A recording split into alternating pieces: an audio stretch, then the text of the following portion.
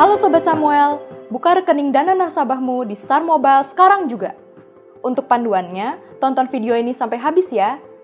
Jangan lupa juga untuk download Star Mobile dengan kunjungi link di description box atau scan QR Code di postingan media sosial kami. Pertama-tama, buka aplikasi Star Mobile. Kemudian, pilih menu register online. Isi alamat emailmu di kolom email dan isi kolom confirm email dengan email yang sama. Pastikan alamat emailmu aktif ya. Isi juga nomor handphonemu yang aktif dan terdaftar di bank di mana kamu memiliki rekeningmu. Kemudian, pilih opsi memiliki rekening bank yang sesuai dengan rekening bank yang kamu miliki. Setelah selesai, kamu dapat pilih lanjut. Setelah masuk halaman ini, akan ada email berisikan kode OTP yang masuk ke emailmu. Masukkan kode OTP tersebut ke kolom yang tersedia. Pastikan kembali kode yang dimasukkan sudah benar, lalu pilih lanjut. Pada halaman selanjutnya, masukkan nomor iktp, nama lengkap yang sesuai dengan iktp-mu, dan NPWP. Oh iya, kamu dapat mengosongkan NPWP jika tidak memiliki NPWP ya Sobat Samuel. Jika sudah, pilih lanjut. Pada halaman ini, kamu diminta untuk mengisi sejumlah data pribadi seperti status kawin, jenis kelamin, tanggal bulan dan tahun lahir, nama ibu kandung, dan lainnya. Pastikan data yang kamu isi sudah benar ya. Jika sudah terisi semua, pilih lanjut. Pada halaman ini, isi alamat email darurat, agama, nomor telepon rumah, nama kontak darurat beserta nomornya, dan alamat domisili. Jika alamat domisili sama dengan iktp, cukup pilih sesuai domisili. Jika sudah terisi lengkap, pilih lanjut. Di halaman ini, masukkan data pekerjaan yang meliputi profesimu serta data-data lain yang diperlukan sesuai dengan profesimu. Setelah itu, pilih lanjut. Di sini, pilih kategori penghasilan kotor per tahunmu beserta sumber penghasilan tersebut. Setelahnya, pilih lanjut. Di halaman selanjutnya, baca syarat dan ketentuannya, kemudian centang semua checkbox, dan kemudian pilih lanjut. Masukkan nomor rekeningmu yang terdaftar di bank yang telah dipilih, kantor cabang tempatmu membuka rekening bankmu, dan nama pemilik rekening yang sesuai. Setelah dipastikan sudah benar, kamu dapat lanjut ke halaman selanjutnya. Isi profil risiko dan latar belakang investasi yang sesuai denganmu, lalu pilih tujuan investasimu. Jika sudah, lanjutkan ke halaman berikutnya. Di halaman ini, pilih alamat pengiriman surat yang kamu inginkan dan lanjut ke halaman berikutnya. Halaman terima kasih menandakan pengisian data pribadimu sudah selesai. Setelah itu, kamu dapat melanjutkan proses registrasi selanjutnya ke upload dokumen dengan memilih menu upload dokumen berwarna biru di bawah. Di sini, kamu akan mengunggah iktp-mu, selfie dengan iktp dan tanda tangan. Yang pertama, pilih foto iktp, buka akses kamera dan foto, lalu foto iktp-mu. Pastikan terlihat seluruhnya di kamera ya. Jika sudah, pilih pakai, kemudian akan muncul notifikasi, upload sukses, pilih close. Yang kedua, pilih selfie dengan iktp. Foto dirimu dengan pose memegang iktp seperti yang dicontohkan. Jika sudah, pilih pakai dan muncul notifikasi upload sukses, pilih close. Yang terakhir, pilih foto tanda tangan. Tulis tanda tanganmu di atas kertas putih, lalu foto. Pilih pakai. Jika sudah, akan muncul notifikasi upload sukses. Pilih close. Jika sudah ketiganya, akan muncul halaman terima kasih. Ini menandakan data-datamu sedang dalam proses verifikasi oleh CS kami. Proses verifikasi data sangat cepat loh, kurang dari 24 jam pada hari bursa. Setelah verifikasi selesai, kamu akan mendapatkan email yang berisikan client code dan password yang dapat kamu gunakan untuk login ke Star Mobile. Sampai di sini kamu bisa membuka akun Starmu, namun belum bisa digunakan untuk trading ya. Kamu juga akan mendapatkan email yang berisikan nomor rekening dana nasabahmu. Untuk bisa trading, kamu perlu fund in terlebih dahulu ke rekening dana nasabahmu dengan jumlah berapapun yang kamu inginkan, karena tidak ada minimum fund in. Setelah kamu melakukan fund in, akan ada email masuk dari CS kami yang berisi pin trading yang dapat digunakan di Star. Sampai di sini, akun Starmu sudah siap digunakan untuk trading ya. Sampai di sini dulu ya Sobat Samuel. Untuk tutorial-tutorial lebih lanjut mengenai aplikasi Star, kamu dapat langsung subscribe channel YouTube kami, Samuel Sekuritas. Jangan lupa untuk download Star Mobile dari Samuel Sekuritas Indonesia, your lifelong investment partner.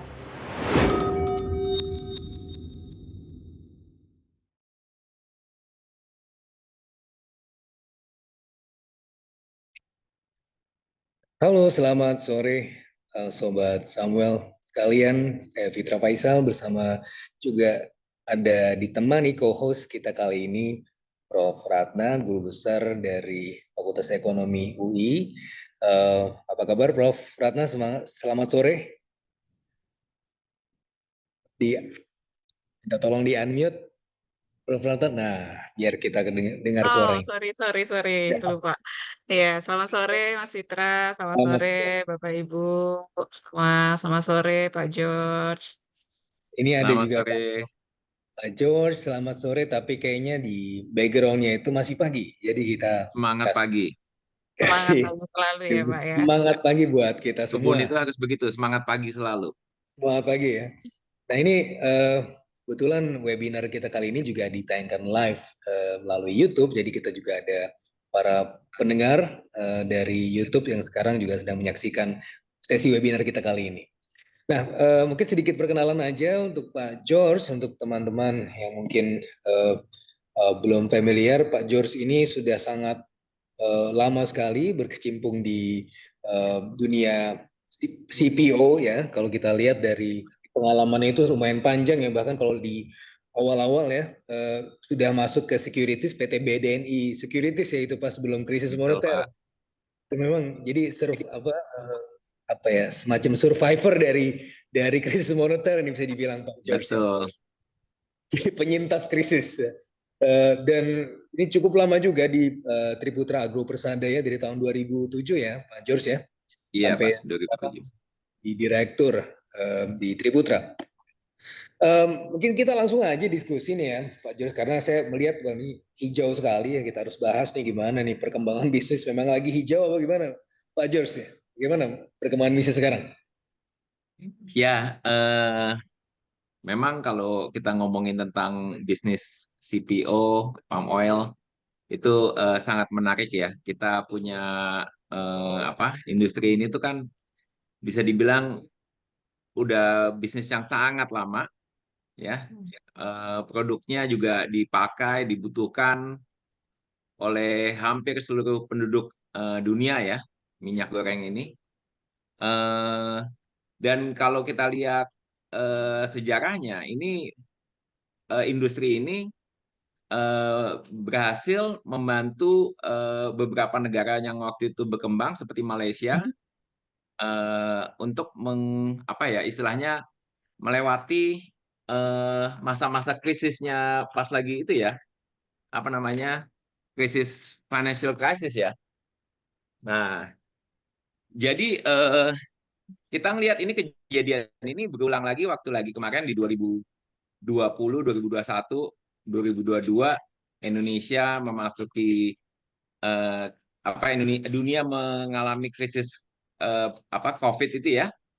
Nah, itu juga kita ngelihat industri sawit ini menjadi salah satu penyokong eh, survivalnya di negara Indonesia. Mungkin juga bisa dibilang Indonesia melewati masa kesulitan dari COVID itu lebih baik daripada Malaysia ya, dikarenakan kita lebih siap dengan segala infrastrukturnya, tenaga kerja, di mana Malaysia tuh tidak punya lagi gitu. Nah, jadi di mana masa COVID itu malah terlihat bahwa industri CPO ini menjadi pilar buat Indonesia ya.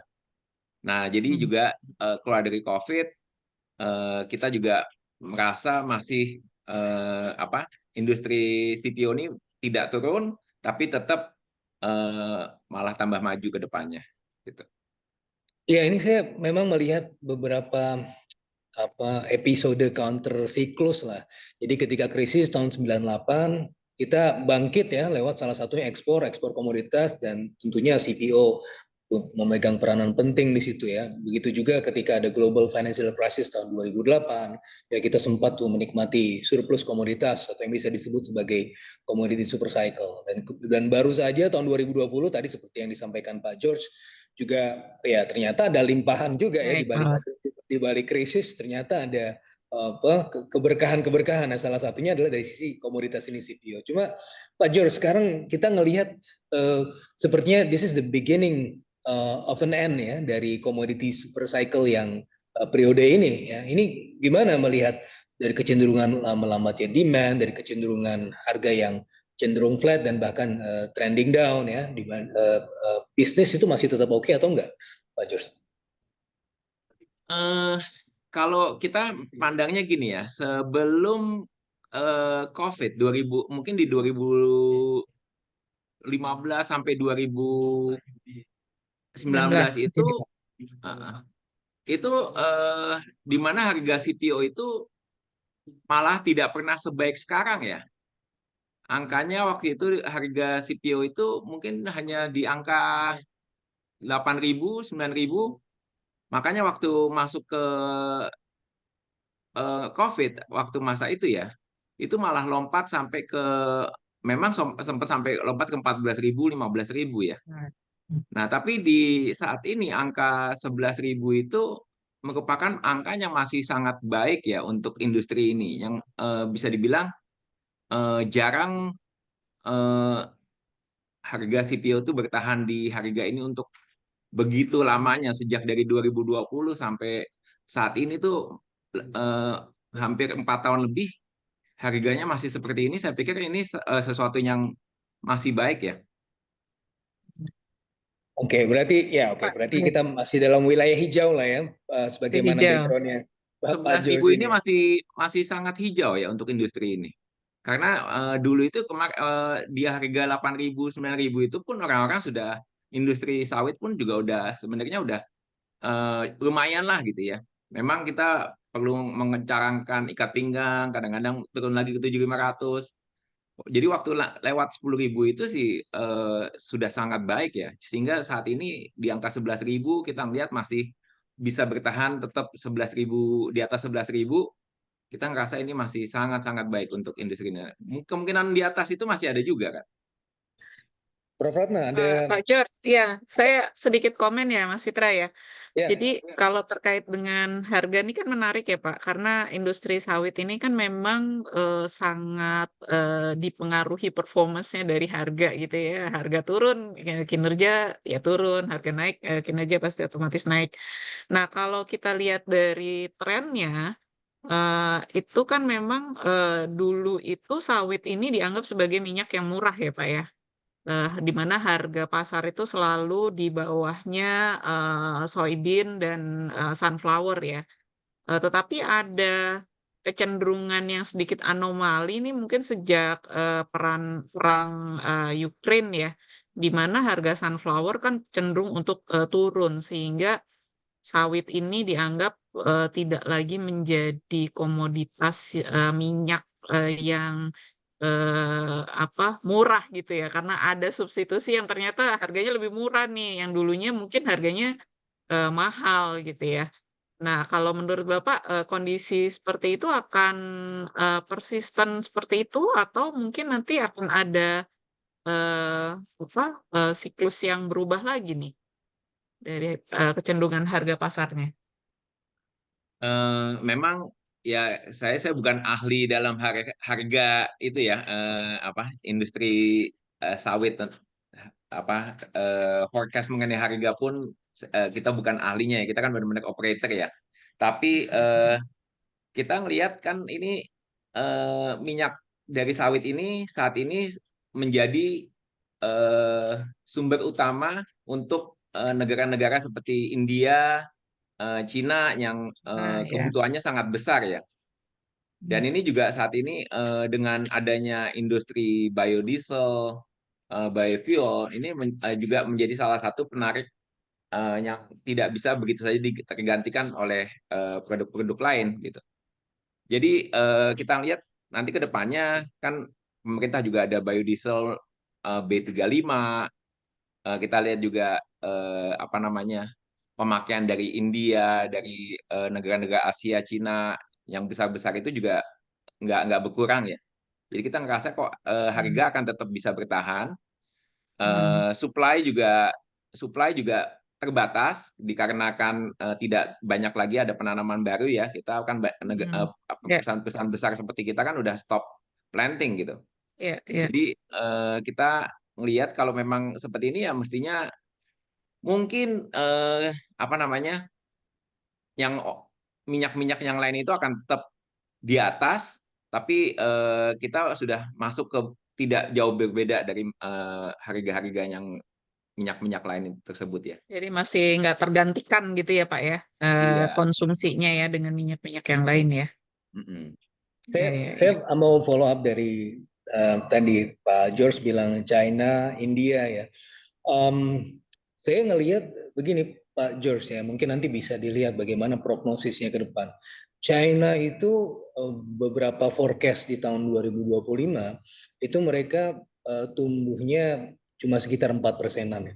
Di tahun ini aja mereka sudah diprediksi turun di bawah 5% ya. Di tahun depan prediksi IMF 4,11, 4,2%. Artinya kan ini ada potensi melemahnya demand terutama dari partner utama seperti China ya. Meskipun tadi kalau kita bicara India, India sih masih tumbuh 6-7% ya, tapi juga kalau forecastnya 2 tahun depan sepertinya juga akan melambat ya, karena kan salah satunya juga dari sisi The Fed sendiri sampai tahun ini ya kita memprediksikan mungkin mereka agak sulit untuk menurunkan suku bunganya, yang pada akhirnya akan berimplikasi pada global demand.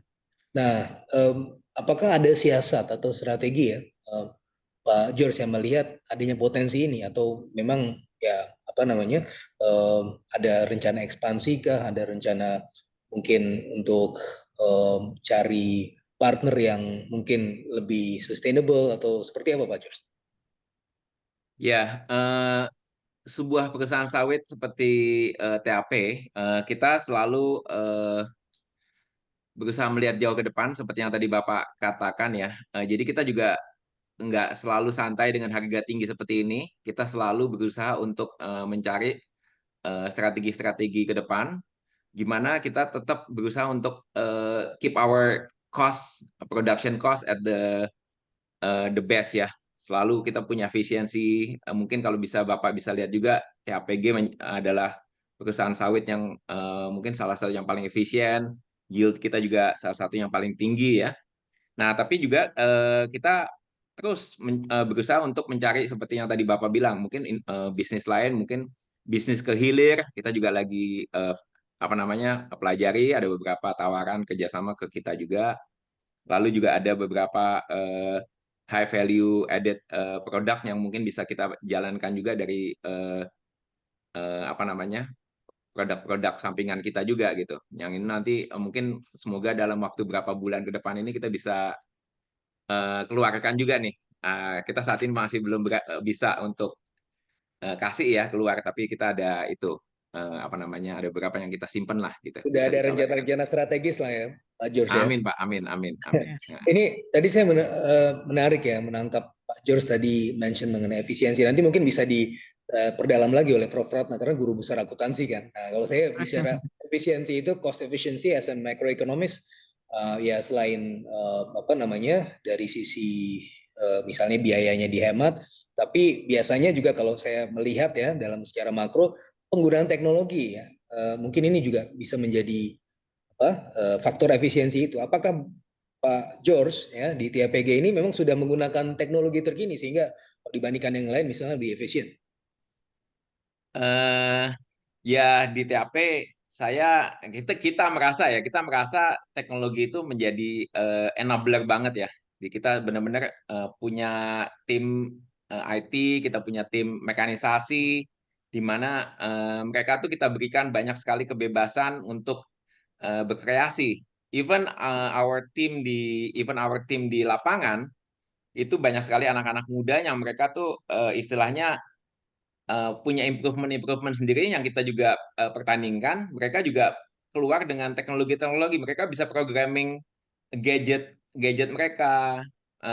Apa kalau kita cerita suatu ketika nanti apa Bapak bisa berkunjung ke tempat kita, Bapak bisa lihat bahwa dari istilahnya dari buah nyampe ke pinggir blok itu udah tercatat masuk langsung ke gadget sampai ke pabrik itu udah otomatis bisa dicek itu kualitasnya apa namanya jumlahnya sampai ke pabrik itu benar-benar udah otomatis gitu. Nah, masuk ke setiap truk yang mana buahnya itu semua udah tercatat langsung. Nah, juga ada gadget-gadget yang kita pakai buat misalnya kita pakai drone, itu yang kita terbangkan dua kali setahun, itu juga langsung melihat kesehatan dari tanaman, menghitung jumlah eh, pohonnya, melihat warnanya, kesehatannya, terus juga perkembangannya, apakah tambah besar, tambah ada problem apa dan sebagainya gitu. Nah, ini semua terintegrasi sehingga seperti yang tadi Bapak bilang, akhirnya menjadi sangat efisien lah ke depannya kita harapkan. Tapi Gitu. fixed cost-nya besar nggak tuh Pak untuk menggunakan teknologi itu kan di awal-awal kayaknya cukup mahal ya. Eh, yang kita Investasinya sih mungkin ya. investasinya yang kita jalankan, kita kan selalu juga kalau belajar pakai itu ya, alat-alat yang biasa-biasa dulu. Kalau kita, oh ini udah mulai ada gunanya nih, bisa lebih efisien ke depannya, baru kita berani luncurkan ya. Sama seperti ini kita ke depan ini ada hampir semua transportasi kita, semua kita pasangin GPS. Nah ini kita juga pertama juga pasang di beberapa mobil. Setelah kita pelajari ini gimana caranya kita ke depannya ini kita bisa lihat efisiensinya, habis itu baru kita luncurkan ke 100% gitu. Jadi semua yang teknologi yang kita luncurkan itu harus kita bisa buktikan dulu gitu bahwa itu benar-benar ada return-nya lah gitu. Menarik, menarik, Prof. Ya, Pak Jos, Prof Mas Ratna, Fitra, gimana Prof Ratna? Ya, ya silakan. menarik nih. Tadi soalnya Pak Jos sempat mention yield-nya relatif yang tertinggi di industri ya. Nah, kalau saya Cuma cek salah satu yang sekitar tertinggi Bu, salah bukan yang satu yang tertinggi Bu. tertinggi. Ya, Heeh. salah satu yang tertinggi. 23 ya Pak ya yield-nya ya. Itu Iya, cukup rata-rata betul. rata-rata 23 ton per 5-an ya. hektar. Heeh. Ya, itu dibandingkan dengan industri memang cukup bagus ya Pak ya. Saya mau mau ini sih Pak diskusi apa key suksesnya apa ya Pak sehingga bisa mencapai yield yang relatif tinggi tadi? Apakah karena memang umur tanamannya atau yang masih sangat produktif ini atau memang terkait juga dengan tadi teknologi, kemudian efisiensi dan sebagainya tadi kira-kira apa tuh Pak? Oke, kalau kita ngomongin yield ya Bu ya, itu kita punya patokan itu selalu kita ngomongnya zero losses, zero losses. Nah, zero losses itu bukan cuma tentang bahwa yang saya panen itu semuanya terambil atau gimana ya. Kita juga waktu kita ngomongin yield making itu di mana kita memastikan eh, setiap pohon bisa menghasilkan hasil yang semaksimal yang sebisanya. Nah, itu eh, banyak sekali yang kita pakai ya. Kalau kita ngomongin pilar-pilarnya banyak sekali. Salah satunya tentu teknologi. Kita pastikan bahwa misalnya pupuk yang kita kirim ke blok atau kita kirimkan ke kebun itu benar-benar 100% sampai ke pohon. Jangan sampai eh, apa namanya tidak sampai ya, banyak sekali yang misalnya yang nanti belum nyampe blok udah pindah ke kantongnya ke desa dan sebagainya gitu ya. Nah, itu kita setiap karung aja kita ada koordinatnya, kita tahu taruh di mana tuh karungnya. Nah, dari drone kita tahu blok mana yang kekurangan vitamin apa, kurang pupuk apa, jenis pupuknya mana. Nah, ini kita juga lebih fokus sampai ke blok itu bisa butuh apa gitu. Nah, kalau udah pupuk, terus juga setiap blok kita pelajari ini dia minusnya apa, mungkin ada keterbatasan unsur hara apa atau air atau kemiringan. Nah, ini semua kita perbaiki. Nah, juga komunikasi dengan tenaga kerja itu sangat penting buat kita. Komunikasi dengan perawat, pemanen itu sangat penting sekali buat kita karena mereka adalah orang-orang yang paling tahu kondisi kebunnya. Nah, jadi kita punya buku keluh kesah yang dimana tuh semua pemanen, perawat itu bisa ngisi apa kesulitan mereka. Bukan cuma kesulitan mereka dalam bekerja, juga dalam kehidupan ya. Perumahannya gimana, kenikmatan mereka hidup tuh gimana, kenyamanannya, anaknya. Jadi semua orang memberikan yang terbaik buat perusahaan. Nah, dengan mereka merasa tenang, waktu mereka di lapangan, mereka juga fokus kerja, nggak cuma kalau perusahaan lain ya, sorry to say nih, misalnya dari jam 7 pagi, mungkin jam 2 siang mereka udah pulang. Dikarenakan mereka khawatir, anaknya gimana, pulang dari sekolahnya gimana, ada nggak air di rumah, nanti nggak ada yang masak, dan sebagainya gitu. Mereka tuh udah banyak pusing gitu. Nah, kalau tempat kita tuh, kita berusaha supaya mereka tuh semua tenang, bisa kerja sampai jam 5. Tentu dengan kerja sampai jam 5, kita memberikan tambahan ya. Nah, produktivitas. Premi produktivitas ini jadi mereka tuh fokus karena mereka udah pergi jauh dari rumahnya, dari asalnya, pulau asalnya. Jadi mereka begitu kerja tempat kita benar-benar bekerja full untuk bisa dapat memberikan kembali kepada keluarganya lah gitu. Nah, jadi semua ini dengan semua yang kita bentuk ini, kita lihat waktu yield making kita mengharapkan benar-benar zero loss, kesempurnaan lah. Memang nggak ada yang sempurna ya, tapi semakin lama semakin lengkap inilah akan memberikan setiap pohon itu bisa memberikan yang terbaik. Nah, kedua, yield taking juga zero loss. Jadi yang kita setiap bulan itu kita ada yang namanya BBC, Black Bunch Count. Nah, sehingga setiap bulan itu kita tahu 4 bulan ke depan kita ada hasil berapa buahnya. Itu tidak boleh ada yang zero, tidak boleh ada yang ketinggalan. Nah, itu benar-benar kita fokus liatin kualitas buahnya. Kalau sampai ada buah kepanennya sampai busuk, artinya itu buah itu sudah kelewatan waktu minggu lalu panennya. Kelewatan panennya. Berarti ada yang salah gitu. Nah, jadi itu yang semua hal-hal itu yang kita lihat membuat yield kita salah satu yang baik lah di industri. Nah, Pak George, lagi-lagi kita bicara mengenai demand di sini ya, Pak George. Cuma saya melihat ya dari sisi ada kemungkinan constraint yang sifatnya non-tarif, seperti misalnya ada kampanye negatif ya terkait dengan penggunaan CPO. Ya. Kita kan sekarang bicara green economy, environmental friendly ya, dan sering sekali CPO itu disebut sebagai produk-produk yang tidak ramah lingkungan. Nah, bagaimana usaha Pak George dalam hal ini di TAPG untuk kemudian ya mengcounter lah isu-isu negatif atau kampanye negatif yang menurut saya sih sebenarnya juga is not entirely mereka ingin menyelamatkan bumi ya, tetapi juga karena mereka ada dari sisi kompetisi mungkin terutama masyarakat di Eropa itu yang negara-negara Eropa yang memang merasa bahwa CPO kita ya berkompetisi secara langsung dengan mereka. Bagaimana Pak George? Ya.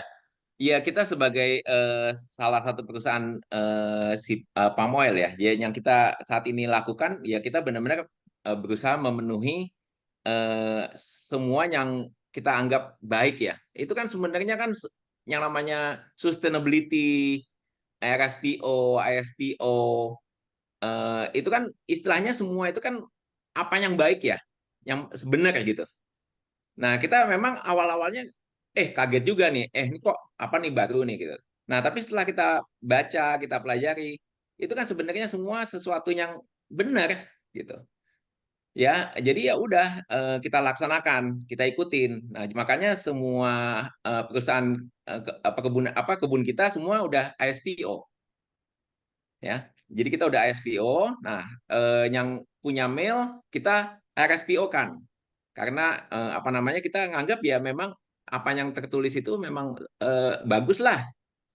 Keberlanjutannya itu memang ya sesuatu yang sangat baik lah ya gitu ya. Jadi ketika Pak George ini mengikuti standar RSPO misalnya, itu tambah biaya atau ya yang lihat bahwa ini adalah bagian dari ya untuk menjaga sustainability ke depan? Setelah kita jalankan ya, memang di awal-awal tuh mungkin kita nganggap, oh ini banyak sekali syarat-syaratnya yang harus dipenuhin. Tapi setelah kita sudah jalankan, itu menjadi tidak ada cost yang besar lagi tambahannya. Itu sesuatu yang otomatis aja. Semua orang di perusahaan kita itu sekarang udah pemikirannya, oke, sustainable. Ini memang SOP yang benar ya begini gitu. Misalnya mengenai pengelolaan lingkungan, tanggung jawab terhadap pekerja, itu kan benar ya, bukan sesuatu yang aneh gitu. Kalau terkait dengan sebelum ke Prof. Ratna ini, pertama saya pengen tanya tadi RSPO itu susah nggak sih dapetin ya? Ini mungkin bisa jadi bisa kita lihat juga nih, berarti kalau memang memang compatible dengan RSPO nih, TAPG kan bukan kaleng-kaleng kan. Yang kedua, kita juga melihat bahwa selain RSPO nih ada lagi Uni Eropa ngeluarin peraturan EUDR, EU Deforestation Regulation, yang salah satunya juga masukin CPO juga. Itu gimana, George? Ya dua itu sebelum saya lempar ke Prof. Ratna. Oke, jadi malah kalau kita ngelihat ini UDR ini mungkin malah bantu perusahaan kita ya, karena jadi saingannya tambah sedikit ya, tidak nambah terus ya. Oh, Karena kan jadi itu ada keterbatasan, tidak boleh ada deforestasi setelah 2020 gitu ya. Nah ini jadi membuat di RSPO kan juga ada sebenarnya, di mana untuk membuka lahan baru harus ada ngikutin aturan-aturan, tidak boleh membuka hutan. Jadi sebenarnya udah sesuai juga dengan RSPO. Jadi begitu mereka ngomongin EUDR, ya itu sepertinya sudah kita jalankan juga di RSPO sama SPO ya. itu berapa lama untuk dapetin RSPO, Pak? Supaya untuk pengetahuan kita semua. Proses untuk dapat RSPO kira-kira 3 tahunan ya, 2 sampai 3 tahun per Itu PT. melalui proses tektok dengan ini ya, Ada audit, audit ya segala macam. auditnya, dan itulah public expose-nya gitu semua itu kira-kira ada 2-3 tahun, maksimum 3 tahun. Ada yang cepat, ada yang lebih lambat. Prof. Ratna, Kalau pencapaian sekarang, salah satu targetnya itu kan mencapai 100% RSPO di 2026 ya, Pak George ya. Iya, Bu. Berarti kalau sekarang prosesnya adalah kebun semua sudah RSPO ya? Tinggal Kita tinggal saat yang ini mil aja atau apa? enggak, kita saat ini semua kebun udah ISPO. Nah, di 2026 Udah ini ISPO, yang oke. kita ngejar RSPO-nya. Oke. Jadi yang seluruhnya sudah itu ISPO, kemudian yang 2026 itu target RSPO-nya ya, untuk seluruh 100% Betul, berarti Bu. ya. Iya. Quite ambisius juga sih, Pak. Triks-triksnya apa tuh, Pak? Tips-tipsnya atau apa strategi yang mau dijalankan untuk bisa mencapai itu tuh, Pak? Yang tadi kita juga udah katakan, Profesor. Sebenarnya semua yang kita jalankan ini sebenarnya udah ke arah situ. Hanya sekarang Oke. gimana pas lagi Ya. di audit kita bisa lolos gitu ya. Jadi Hmm. kadang-kadang kan ada dokumentasinya banyak gitu. Nah itu Hmm. yang Hmm. kadang-kadang Hmm. ada yang ketinggalan. Nah ini yang kita harus lengkapin. Tapi secara Hmm. operasional, secara SOP kita sudah ikutan ke RSPO sama SPO semua.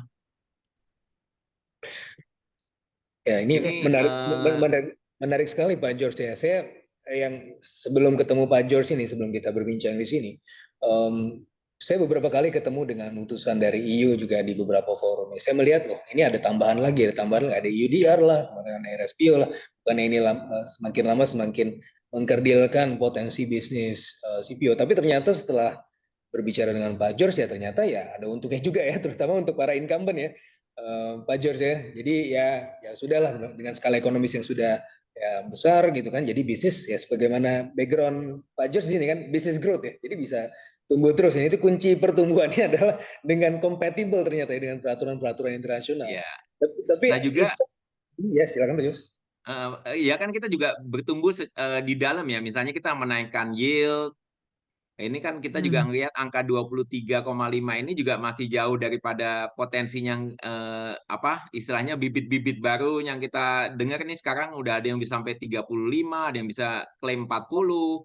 Wow. Nah, jadi eh, kita pun yang di angka 23,5 itu kan banyak sekali tanaman-tanaman yang udah teknologi lama ya. Jadi Lama. Ya, ya. eh, jadi itu kita banyaknya waktu itu kita di area Sumatera kita udah replanting lebih dari 4.000. Nah itu juga di 3 tahun pertama kita ngelihat itu potensinya jauh lebih bagus daripada yang kita miliki sebelumnya gitu. Dalam waktu TBM 3 aja kita udah bisa produksi hampir 10 ton. Di TM1 udah hampir 18. Nah ini kita sedang ngejar TM2 ini kita udah ngejar di angka 24-an nih. Baru TM2, Bu. Nah, di mana dulu 24. TM2 zaman dulu cuma di angka 12, Hmm. 15 gitu. Nah, ini kita Hmm. udah bicaranya Hmm. ke angka 20 lebih lah gitu. Nah, ini menarik nih Mas Fitra nih soal replanting nih. Karena salah satu kunci dari kesuksesan perusahaan kelapa sawit itu kan umur tanaman ya Pak ya. Iya. Umur tanaman yang produktif gitu ya.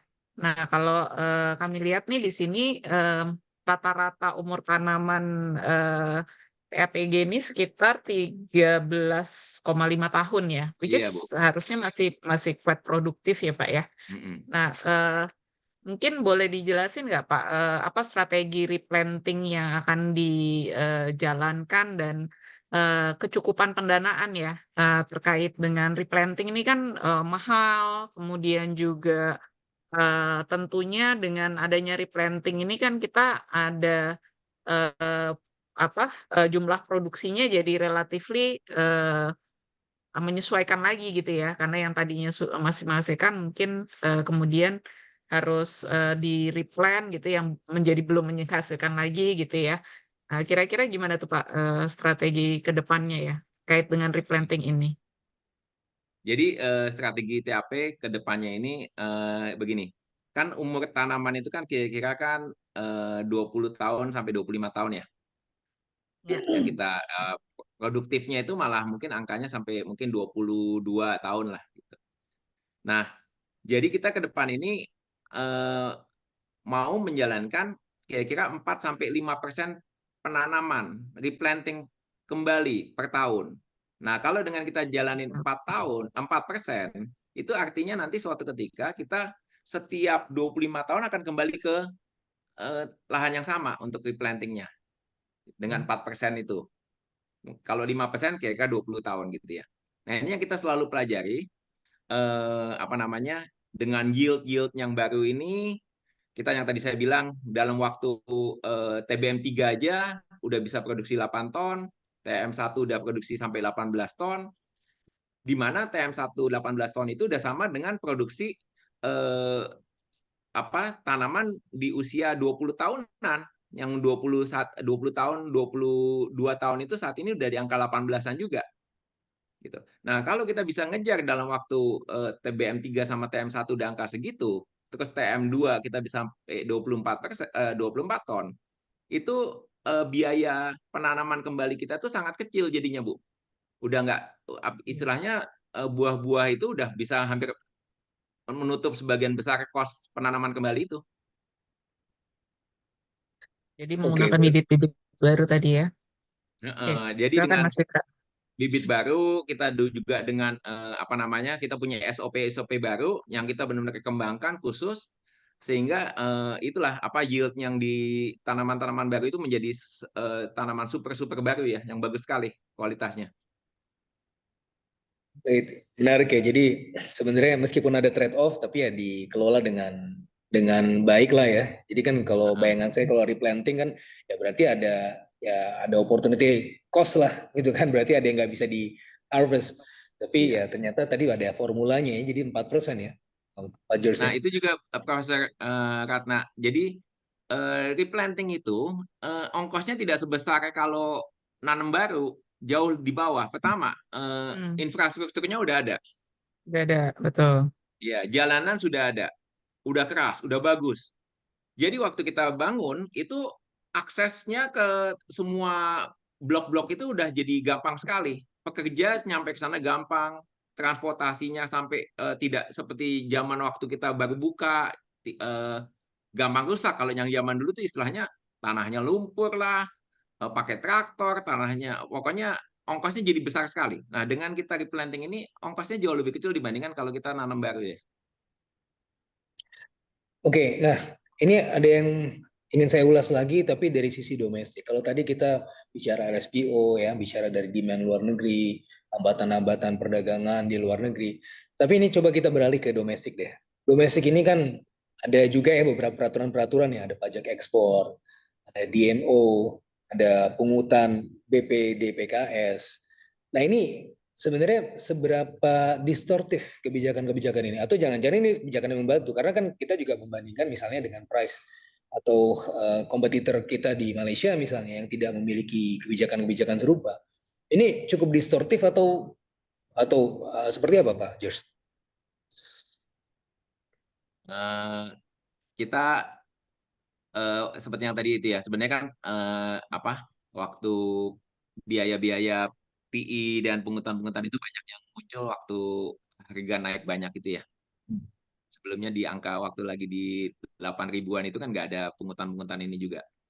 Nah, sebenarnya Betul, malah betul. kita juga ikutan support eh, ke pemerintah waktu lagi harga tinggi itu, minyak goreng jadi mahal. Kita juga ikutan itulah apa istilahnya komunikasi dengan pemerintah. Kita juga tahu bahwa negara itu di mana harga minyak goreng naik, malah kita yang salah satu supporter dari biaya-biaya pungutan-pungutan ini juga, bahwa ini memang pasti ya negara butuh bantuan juga gitu. Apalagi BPDP kan juga support biodiesel. Jadi kalau biodieselnya naik, artinya harga juga naik. Jadi semua ini menurut kita adalah sistem yang saling support lah.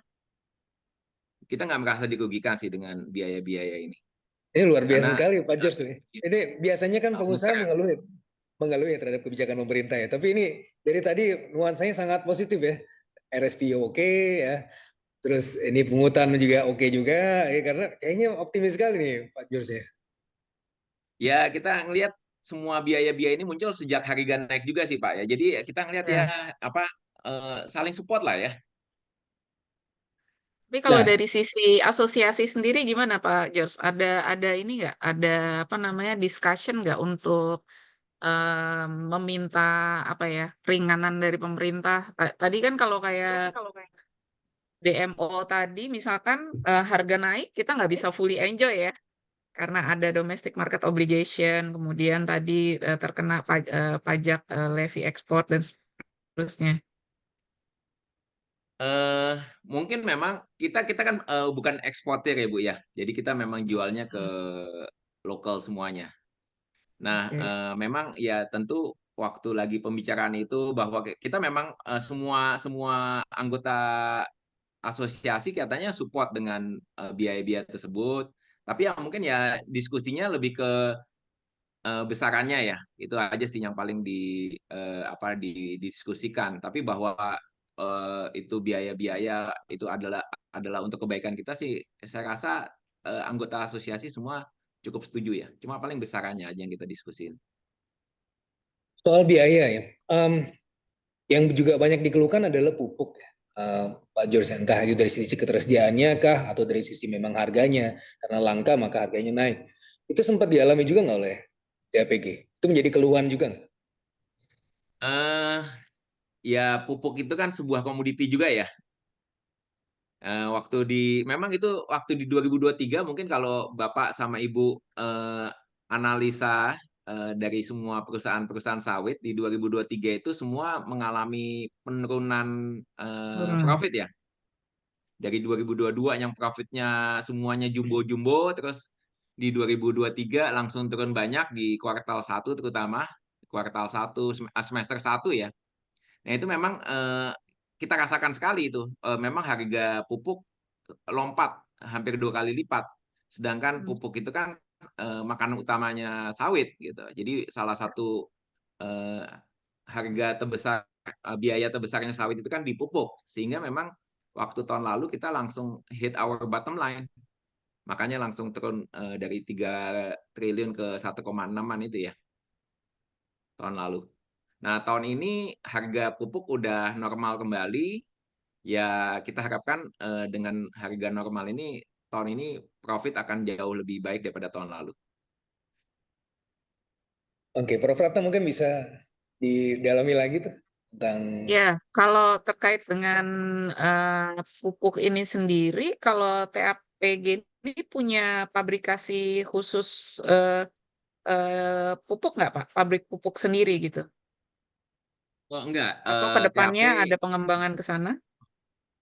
TAPG saat ini belum ada pabrik pupuk sendiri. Kita full Hmm. 100% pakai beli ya. Tapi kita mengembangkan ini dua pupuk organik dari apa namanya side product yang dari pabrik kita. Nah, itu kita pakai jangkos. Kita 100% jangkos kita pakai kembali, kita taruh kembali ke pohon-pohon jangkos kita.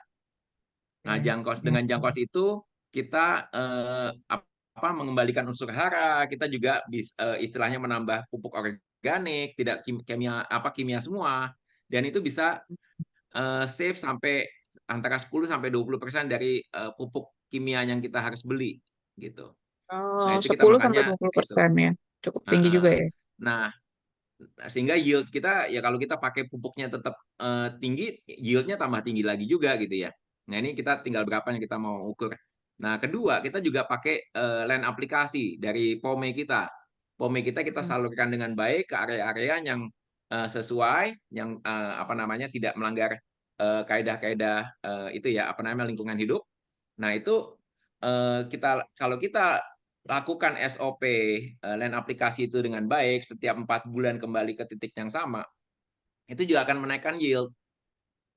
Yaitu salah satu dari istilahnya zero losses yang kita jalankan ya. Jadi semua yang kita hasilkan di pabrik itu bisa kita gunakan kembali. Ya, ya. Termaksud ini ya Pak, kalau saya baca di annual report-nya TAP ini 2023 juga membangun pembangkit listrik tenaga biogas ya. Itu salah satu bahan bakunya dari situ juga ya. Iya Bu, Dari makanya tandan POME. ininya ya, POME ya, dari POME ya. Iya, itu nanti biogas itu menjadi salah satu hal yang kita coba kembangkan di semua lokasi tempat kita yang ada PKS-nya, karena dengan biogas itu kita bisa membangkitkan listrik yang cukup besar, itu antara 1,5 megawatt sampai 2 megawatt per instalasi. Oke. Nah, di situ makanya kita di tempat yang pertama ini kan kita membuat PKO ya. Nah, di situ jadinya penggunaan solar hampir nol di pabrik PKS-nya sama di PKO-nya gitu. Oh Nah, gitu. jadi Oke. berarti kita solarnya sangat-sangat minimal. Nah, kedepannya kita akan memakai ya electric vehicle. Truk-truk kita lagi coba. Kita juga, nah ini kembali coba ya. Kita nggak langsung 100% gila-gilaan make. Kita nyoba beberapa unit. Nah, ini nanti akan di-charge pakai listrik. Listrik yang dihasilkan oleh biogas itu. Listrik yang dihasilkan oleh si biogas. Oke. Betul. Jadi kita udah mengurangin greenhouse effect, kita Mm-mm. ngasilin listrik, Mm-mm. sehingga semuanya lebih murah lagi ke depannya. Itu link juga dengan target emission reduction ya Pak ya. Emission reduction Exactly. ini Betul, Bu. 17% Itu nih salah di satu. 2030 lumayan Iya, doakan itu besar juga ya. tercapai ya. Kita semuanya mau ke situ tuh. Amin, amin, amin. Ya, menarik, menarik, menarik. Pak George, saya mau tanya juga dong tentang mungkin harapan ya dari Pak George ya. Dari tadi kan kita tanya soal bagaimana pemerintah memberikan pungutan ini, pungutan itu, yang mana itu ternyata buat Pak George itu nggak masalah ya, karena biar bagaimanapun ini bisnis sudah berjalan sustainable. Tapi di sisi yang lain, ada nggak sih harapan Pak George ya terhadap pemerintah? Apa sih fasilitas apa yang diharapkan dari pemerintah supaya ya bisnis CPO ini ya memang growing nanti ke depan? Yang memang saat ini menjadi kesulitan buat pengusaha-pengusaha sawit itu mungkin adalah lebih ke persoalan hukum ya, ke hukumnya, di mana mungkin bapak-bapak dan ibu sering baca ada banyaknya masalah-masalah sosial ya di perusahaan-perusahaan lain ya, tidak di TAPG ya, tapi di perusahaan-perusahaan lain itu di mana mereka tuh menghadapi banyaknya demo-demo masyarakat, masalah hukum, masalah kepemilikan lahannya itu yang banyak sekali mungkin bisa dibaca ya. Jadi ada lahan-lahan yang dijarah, kebun yang dijarah. Nah, ini mungkin kepastian dan perlindungan hukumnya kepada perkebunan sawit ini ya, kadang-kadang lebih dibutuhkan ya, gitu. Jadi kepastian ya. Kalau insentif bagaimana? Kalau insentif belum Sudah kepikiran cukup ya, lah ya? enggak. Belum kepikiran malah ya. Pokoknya yang penting nggak diganggu aja lah ya Pak ya. Iya, nggak Yang nggak penting jalan keamanan bisnis. hukumnya beres gitu ya, Pak ya. betul. Ya, ya, ya. Gimana, Prof Mas Ratna ada Fitra, yang mau nih tanya? di Yes. di kolom chat ada yang terkait sama diskusi kita nih. Oh ya, Pandangannya Pak George gimana silakan. nih terkait dengan bioenergi di Aftur yang Singapura, kemudian juga kalau nggak salah Pertamina juga sudah mengembangkan juga ya Aftur yang basisnya adalah bioenergi dan dari kelapa sawit gitu. Kira-kira ada potensi ke arah sana nggak sih Pak? Oh iya, itu mengenai itu juga salah satu hal yang kita harapkan ke depannya bisa didukung pemerintah ya. Kalau Hmm, pemerintah kan bisa dibilang sangat-sangat mendukung sampai ada biodiesel B20 Dari mana? terus sampai Jadi, 30 terus sekarang mau ke 35. Nah, ini saya pikir kalau pemerintah bisa fokus ke situ juga akan sangat baik ya ke depannya ya. oke, oke, oke. Itu Jadi apa memang sesuatu yang kita harapkan juga nanti ke depannya. dukungan pemerintah lebih ke situ ya Pak ya, Iya, apa iya, namanya, membuka opportunity opportunity baru tadi betul. ya. Iya, iya.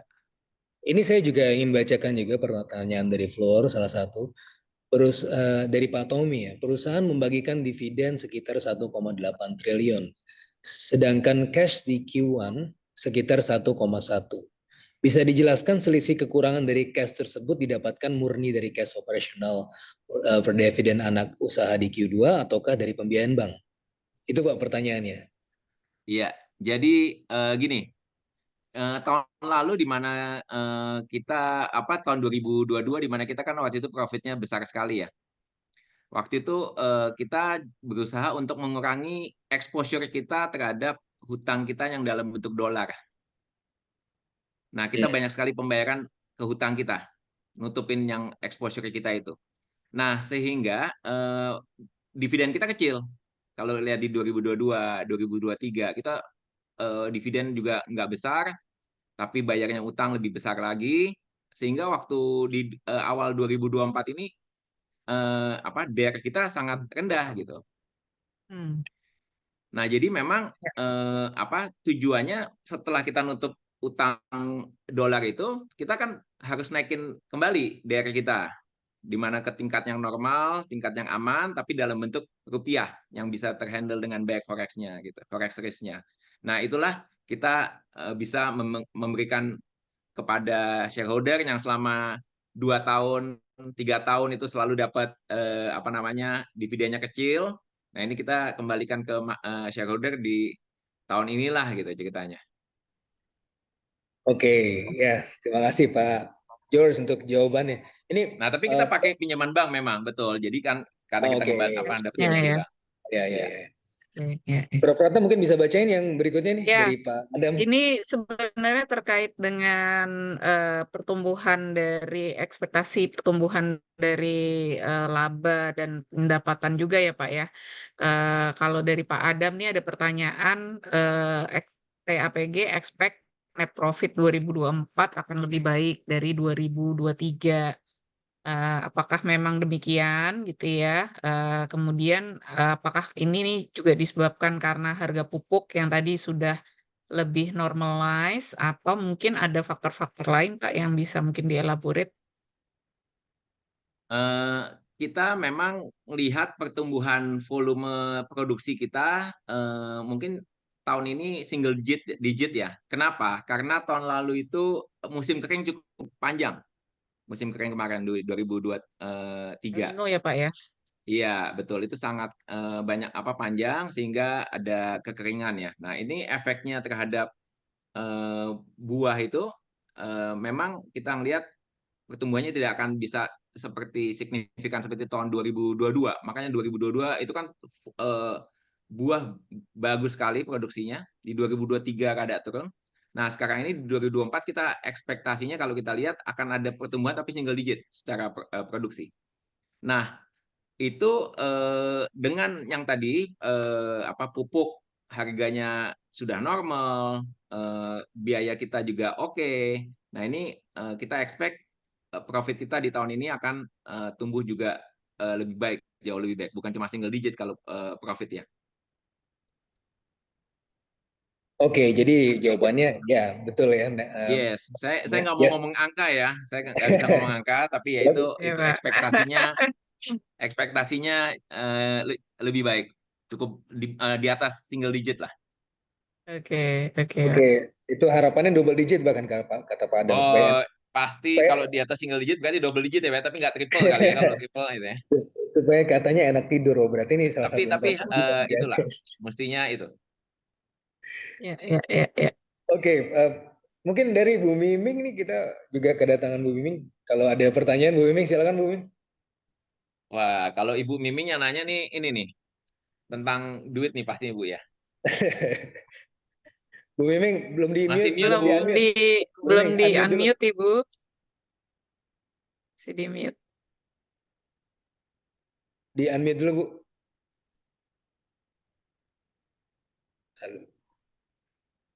Apa kabar Ibu Miming?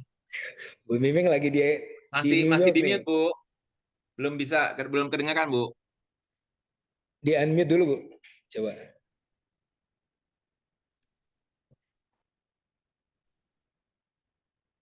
Belum ya? Nggak bisa ya? Oh ini tadi bisa. Oke, Tadi Bu. Bisa. Udah, Bu. Ya, Udah. silakan Bu. Ya, ini kan you kan paling profitable nih di sawit sektor, right? And bagaimana kamu udah bayar dividen segala, gimana ya kok share price-nya nggak reflecting ya? So what are you plan to do? You gonna buy back share again or something atau gimana ya? Supaya mengurangin jumlah saham, karena kadang-kadang orang tuh akhirnya ngurangin jumlah saham jadi buyback gitu loh. Kita kalau tentang saham harga saham kita saat ini masih menyerahkan ke apa namanya market punya ekspektasi sendiri sih Bu. Kita nggak terlalu fokus ke harga saham, kita fokus ke making big profit nih Bu. Iya, saya Jadi sih setuju 100% itu kalau you mesti make profit fokus on operation. But harus keren kayak Aman dong. Lebih tinggi dari Freeport, ini hari sampai ARA, kondisi turun, ya kan? Ini hari Aman itu 19% naiknya. Transaksinya 887.9 billion dollar. Rupiah, triliun. 887 miliar. Dan itu sahamnya terus liquid, and valuasinya harga udah gila, PE-nya sudah 236. Compare to TAPG 6.7. Unggulan Indonesia loh nih. Sawit. Ya. Ya kan? Saya selalu ya bilang kan? Umurnya masih teman-teman muda Ibu. juga. Ya kan? Iya. Jadi you have to think of something. Ya kan? Memang kamu harus operation number one, but itu buyback program itu kadang-kadang of the share and reduce the modal. Ya kan? Soalnya kan pembeli nggak suka nih. Ya kan? Kalau pembeli udah nggak suka, ya kita nggak bisa paksa kan? Iya, right? Nah, kalau nggak suka ya, kalau ada untung ya beli aja balik sahamnya, diturunin nominalnya. Ya kan? Ya, supaya masukan Ibu banyak yang itu kok didengerin sama bos-bos sama corporate sekretari kita, Bu. Enggak, kok soalnya pentingnya gini. Valuasinya jangan mau di bawah 20 dong. Ya kan? Valuasinya harus di keep very high. Right? Unggulan Indonesia kok. Ya kan? Kalau bisa 50 kali PE. Who cares? Amin, Bu. Ya kan? Tapi bukannya dimanipulasi ya, tapi ya gimana ya? Indeks kan sekarang kan pemainnya daripada investor itu adalah banyak ETF ya, banyak index fund ya. So kalau you nggak liquid ya nggak bisa masuk indeks ya. Betul. Ya. Satu. Terus kedua, how to make it liquid ya? Udah, kalau ada buyback kan, even asing nggak suka, ya karena fund manager nggak suka, ya kita nggak terlalu memperdulikan. Kita educate orang lokal, suruh mencintai produk lokal, produk yang sangat diminati dan gampang jualnya kan, nggak pernah punya inventory issue kan. Betul. Selalu kejual kan stok you. Betul Bu, 100%. Right? Nah, malah mungkin banyak yang demand terus, ya kan? Marginnya kegedean. Punya produk kualitasnya super semua sih Bu. FFA-nya di bawah kualitasnya yang baik FFA-nya. Nah, masukan Ibu sih pasti udah dipikirin terus tuh sama Pak Joni Cheng, komisaris kita. Kalau saham you bermain kinclong secara natural, ada program buyback dan sebagainya, jangan lupa lewat Samuel, ya kan? Ya kan? Terus siapa tahu orang lokal tertarik, ya kan? Iya, Kayak betul. kalau flat terus ya siapa yang mau lihat? Lama-lama nggak dilihat lagi. Iya, Tapi betul. memang kalau sebagai owner nggak peduli ya nggak mau dilihat ya sudah, lihat aja London Sumatera. Malah yang keren-keren pada nggak ada yang ngurusin saham. Ya kan, London Sumatera tuh nggak ada utang loh. Tapi kita pengen itu kok Bu. Saya yakin kita sedang doing something to do about that. Nah, anyway, saya selalu juga bilang ke teman-teman sekitar saya juga, daripada mikirin punya kebun sawit sendiri, mendingan beli TAPG. Karena TAPG itu ya memang kayak punya sawit yang terbaik lah daripada ngurusin pusing sendiri, mendingan beli saham TAPG lah, gitu ya. Ya, asal ya operationnya udah kinclong, sahamnya kinclong, valuationnya tinggi tetap dibeli, itu yang kinclong, kayak aman. Yang beli benar-benar fund loh, ETF loh. Dengan harga udah 236. Freeport aja di Nasdaq cuma 25 kali PE. Ini 236, kan namanya kita keren dong, ya kan? Dibeliin terus lagi. Ya kan, nggak mungkin dong 887 main sendiri, itu kan impossible lah. Ya kan? Itu benar-benar dibeliin sama fund. Yang tadinya nggak suka sawit bisa, dia nggak peduli deh. Udah nggak lihat RSPO lagi deh. Pokoknya asal liquid, right? Asal memang harganya harusnya kalau TAPG harusnya di angka 900.000 lah Ibu ya. Ya, pokoknya PE-nya jangan malu-maluin kan, ya betul nggak ya? Udah paling profit masa malu-maluin. Jadi gimana tuh? Ya kan? Siap Bu, nanti kita boleh dibilang nggak ada utang lah company-nya udah basically kan? Iya. Local pride lah Pak, ini biar investor tertarik juga nanti kan. Iya, tapi kalau sahamnya flat, ya kan, harus bikin sahamnya tuh kayak BCA naik terus tiap tahun. Jadi orang jadi mau nabung, ya kan, naik terus capital gain dan dividend play gitu. Nanti tunggu kabar ada beberapa corporate action dari Pak Joni juga. Lihat ini hari ya kayak aman 93% up. Iya. Year to date. Keren kan? Iya gitu. TAP masih flat ya Bu ya.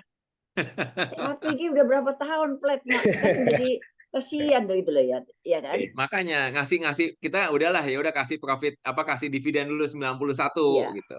Iya kan? Apa kurangnya? Good management, good owner, good profit. Ya kan? Big lahan. Gak ada yang kurang. Temennya Ibu udah Miming masuk lagi. ke Temennya Ibu Miming lagi. Waduh, gak ini gimana ini? Ya kan? Jadi harus dipikirin. Kalau kan itu kayak sawit gitu kan, nggak ada problem itu jualan. Coba ya jualan handphone, jualan mobil setengah mati, mencret tuh, ya kan? Kalau ini nggak pernah kamu mikir jualan, udah selalu standby buyer tuh, betul nggak? Betul, semua udah produksi setahun udah kejual semua Bu. Nah iya sih, ya kan? Iya. Maka tuh antara perkebunan itu kan sebenarnya juga nggak ada saingan, soalnya demand-nya banyak. Yes. Apalagi sekarang Prabowo presiden mau gencar, dia mau menggalakkan, agriculture. Tahu udah moga benar-benar jalan itu ya kan? Dan biofuel komoditas. Nah, ya kan, ya hopefully bisa sukses kan. Jadi kalau dia dipikirin kan bisa sukses, kalau nggak dipikirin kan nggak sukses. Thank you supportnya lah dari Ibu sama Samuel Sekuritas yang selalu ngasih rekomendasi buat TAPG. Iya, cuma dimarahin terus tuh. Karena flat terus. Flat. Ya, harus ada naiknya dikit loh, Pak. Jadi flat terus mungkin itu. Tapi kan kemarin pada dapat dividen 91 happy kan, Bu? Iya, happy, tapi kalau cuma flat ya nggak happy lah orang. Kan Iya kemarin kan kan? dari 525 sempat naik ke 650 karena dividen, balik ke 550 ya. Heeh. Nanti tunggu dividen berikutnya lagi kan. Gitu ya. Ya, Heeh. ya gitulah. Ya memang sih kita nggak salahin ya, semua sawit gitulah. So TAPG kayak LSIP kayak yang bagus ahli kayak semua juga flat. Cuma Tapi cuma nanti ya kita usahakan dipikirin. lebih lagi. Mm-mm. Nanti kita bikin Soalnya kan cerita-cerita, ada you are cerita menarik. leading ya, you are leading gitu loh. Yes. Dan actually sebenarnya sahamnya juga nggak terlalu banyak kan di pasar indirectly, ya Ya. kan? Semua kan yang punya nggak ada pada mau jual, ya kan? Mm. Jadi Betul, kalau betul. naik atau enggak ya dia juga memang nggak mau jual ya buat apa. Tapi ya kembali lagi yang punya minority kan jadi nggak seneng kalau sahamnya Betul, ketidur. betul. Nah, itu memang Mm-mm. concern terhadap saham minoritas penting juga lah. Itu kita memang terus kita di manajemen juga kita suka bicarakan tentang itu, Bu. Gimana caranya supaya lebih menarik lah buat minority shareholders. Oke Pak George, Bu Gitulah. Miming, Oke. kita udah lewat 1 menit dari waktu yang dia disediakan. Thank you banget Bu Miming udah nimbrung juga. Ini saya juga sekaligus perkenalkan ada Prof. Ratna ini dari Guru Besar FEB. Ini Bu Miming. Sore Bu Miming. Halo. Kabar-kabar bisa ngobrol-ngobrol lagi. Ini Ya. luar Profesor biasa Ratna tadi. udah punya saham TAPG belum, Bu? Apa Profesor Ratna? Nanti saya kontak Jangan Samuel. beli itu. Ini kayak real estate aja, Bu. 1 hektar dapat 100 juta. Ya, Bayangin, nanti- mana bisa beli 1 hektar 100 juta tanah? Nanti Prof. Ratna akan kontak Samuel katanya. Iya, nanti saya George. kontak Samuel. Gampang lah itu nanti. Adam Ya, tuh teman saya tuh udah beli TAPG katanya Pak Adam. Ini diskusi tadi dengan Bu Miming sebenarnya udah cukup wrapping up tadi ya. Jadi sebenarnya kunci pertumbuhannya itu apa nanti ke depan? Nah, tadi udah disampaikan juga oleh Pak George. Yes. Terima kasih ini Prof. Ratna untuk mendampingi kita hari ini. Mudah-mudahan bisa Terima diganti kasih, lagi. Prof. Mas Fitra, makasih Pak Terima kasih Jos, banget. Bu Terima kasih, Bu Miming, Ratna. terima kasih, Sangat Bu insightnya Miming, juga. menarik terima ya. kasih. Oke, terima kasih. Mudah-mudahan investor tertarik nih buat beli TAPG biar cuan terus dan naik ya. Jualan kayak roket. Kalau Bu Miming udah ngomong gitu pasti lebih cepat naiknya. Lebih cepet ya. Iya deh. Ya, biar deh ya. Oke, Iya, good luck Bu. buat Terima Pak George. kasih. Selamat sore buat Bapak Ibu 20% sekalian. Prof. return ya, price-nya, share-nya. Sekarang year to date baru 1% Pasti, Bu. loh, George. Ayo, itu kalau dividen dihitung ya udah 15 dong, Bu. Iya. Nggak gitu ya? Nggak boleh hitung dividen dong, ada yang nggak mau beli dividen. Ya, ini kebetulan tadi pesertanya udah ada yang komen juga nih Pak George udah beli TAPG katanya. Ya. Iya Pak Adam, yes. 100 juta itu 1 hektar loh. Dapat 1 hektar tanah di Jakarta mana dapat Pak itu? Adam tuh pinter main tuh. Coba kasih komen Pak Adam. Ya itu tadi Pak udah komen banyak tadi. Oke, kita Terima kasih Pak tutup ya. Fitra. Terima kasih semuanya. Ya, Terima kasih. Assalamualaikum. Ya. Ya, makasih Pak Jos, makasih Mas Fitra, makasih Bu Miming, makasih ya. makasih Bapak Ibu semua. Jangan lupa untuk mengikuti sosial media kita Samuel Sekuritas, ada YouTube, Instagram, ada TikTok juga ya kalau nggak salah ya. Ini pokoknya diikutin, itu ada update-update pasar terus ya. Nanti saya juga isi market outlook di situ, silakan kalau mau dipantau terus.